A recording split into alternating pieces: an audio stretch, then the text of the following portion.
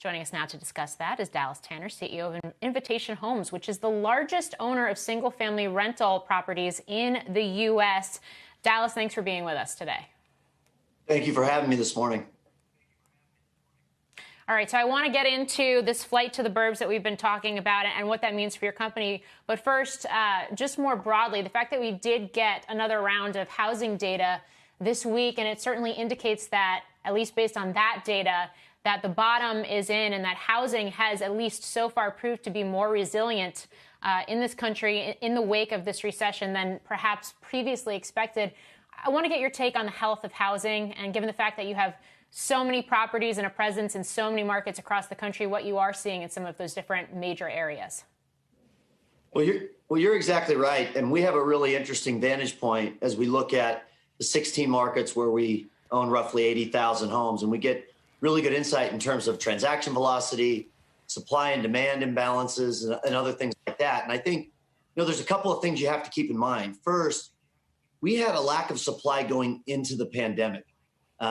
With which I think, given the pressure and the different thought patterns around how to push supply or to bring supply to the market going forward will be a little bit tricky. I think you're going to see builders start to be a little bit more cautious about which, maybe parts of the country they're going to bring in more development, which will also add to that supply constrained feeling that's out there. I mean, there's less than 4 months of resale supply in the marketplace today. So I agree with what you're saying.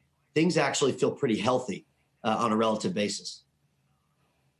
Yeah, and of course, those tight inventory levels have been in focus even before the pandemic hit. I wonder what that means in terms of single-family rentals right now, especially as we do hear increasingly about this flight to the burbs by so many different families and so many different Americans who are leaving the metro areas right now.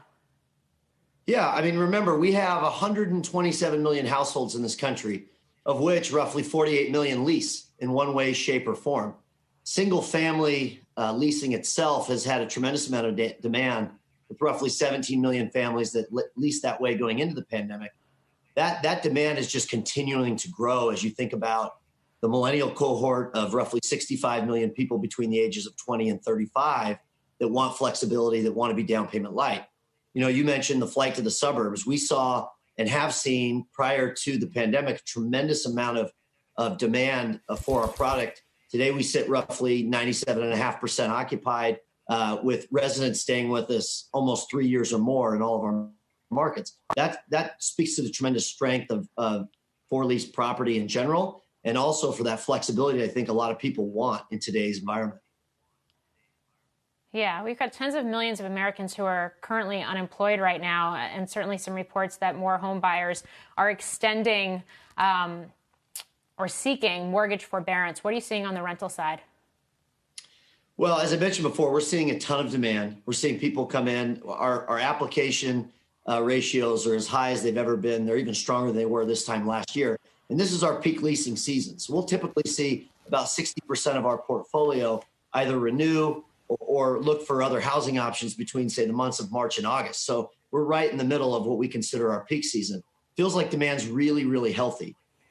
We are undersupplied in this country, and a lot of that stems from the housing crisis in 2008 and 9, where, builders, developers, people that are in housing in general have been cautiously growing their footprints and portfolios since, but have been, scared to be overextended. And I think that's put additional supply constraints in the marketplace. Particularly with leasing and with the single family leasing environment, things feel really, really healthy. We could certainly use more product to come into those markets. But if you're positioned in parts of the country like we are, where we're 70% of our revenue comes out of the West Coast and parts of Florida, those are high demand parts of the country where you see household formation at almost 2 times the national average. So all of this is to your earliest point you made on the call, pushing towards an early recovery, hopefully in housing relative to what we might see across some of the other sectors.